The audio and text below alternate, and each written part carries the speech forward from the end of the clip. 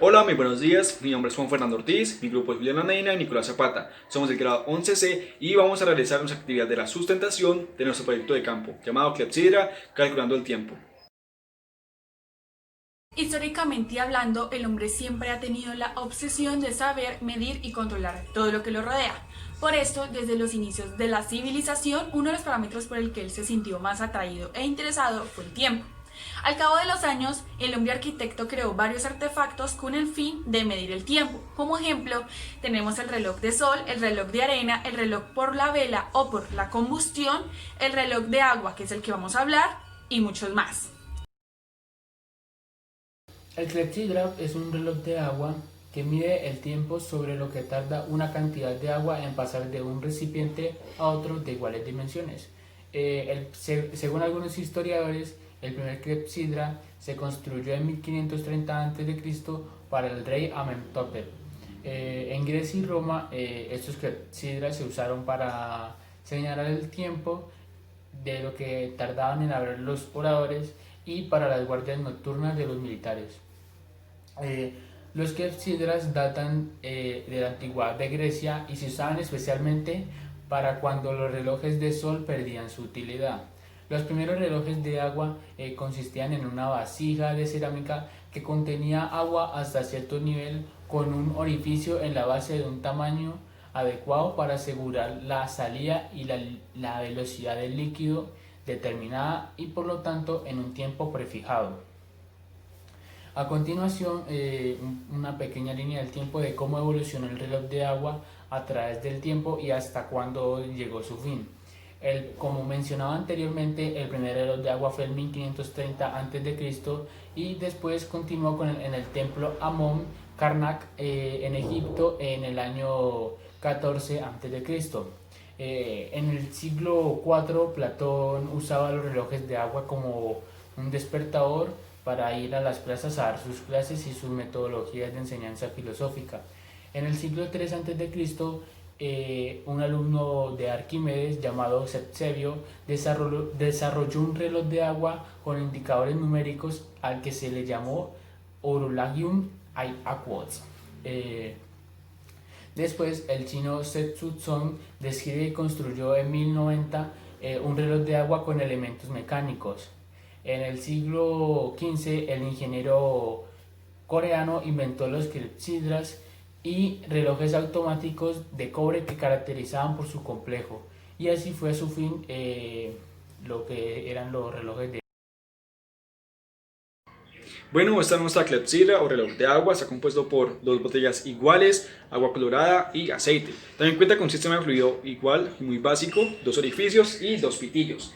Bueno, este reloj de agua cuenta con una desventaja muy grande, que no tiene capacidad de calcular largos periodos de tiempo, pero cuenta con varias ventajas. Una de esas es poder identificar fenómenos físicos y químicos. Uno de esos es la flotabilidad de los fluidos, que ocurre cuando sus líquidos, en este caso agua y aceite, tienen diferente densidad. Recordemos que la densidad es la cantidad que ocupa un cuerpo por unidad de volumen, en este caso agua y aceite.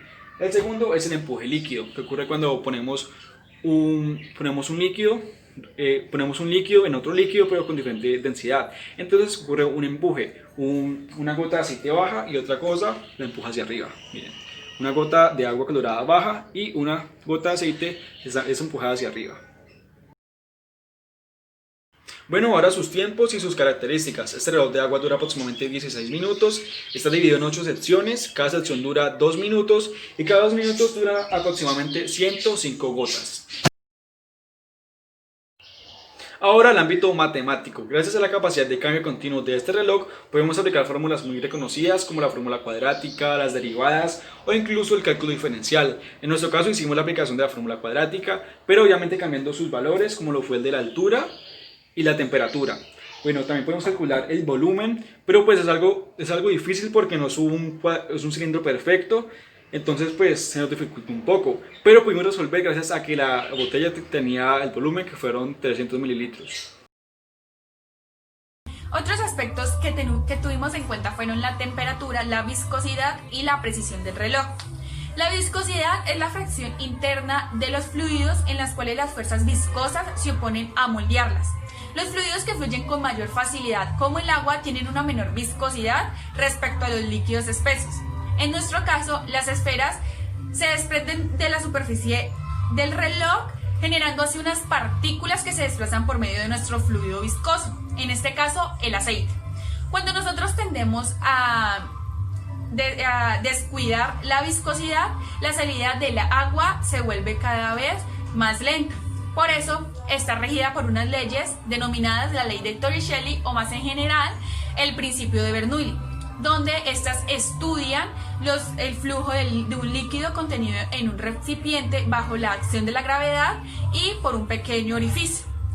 La viscosidad dominará en la salida del flujo si el agua a través de ella y fuera de él está expulsada por una pequeña boquilla que es lo suficientemente larga y delgada para que se pueda realizar esta acción. Esta fue una propuesta de la ecuación de Hagen-Pascual. Un fluido viscoso siempre tiende a adherirse a una superficie que está en constante contacto con ella y que está en una superficie plana, ya que esta está más en reposo en contacto a ella. Al caer las esferas del fluido, estas sí están regidas por la fórmula de la viscosidad. Esta induce a que cuando más grandes o mayor sea la viscosidad, las esferas caerán más lentamente, ya que son inversamente proporcionales. Como ejemplo tenemos nuestro reloj. Nuestro reloj lo hicimos con un aceite de cocina, pero si lo hubiéramos realizado con un aceite de autos, pues el fluido caería más lentamente, ya que el aceite de auto es más viscoso.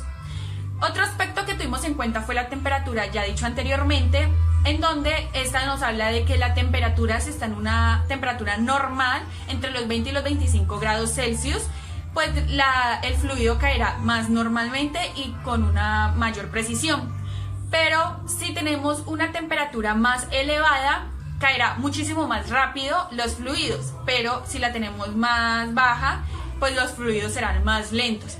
Entonces la temperatura fue un gran aspecto al tomar la decisión y la carrera de hacer este reloj de agua.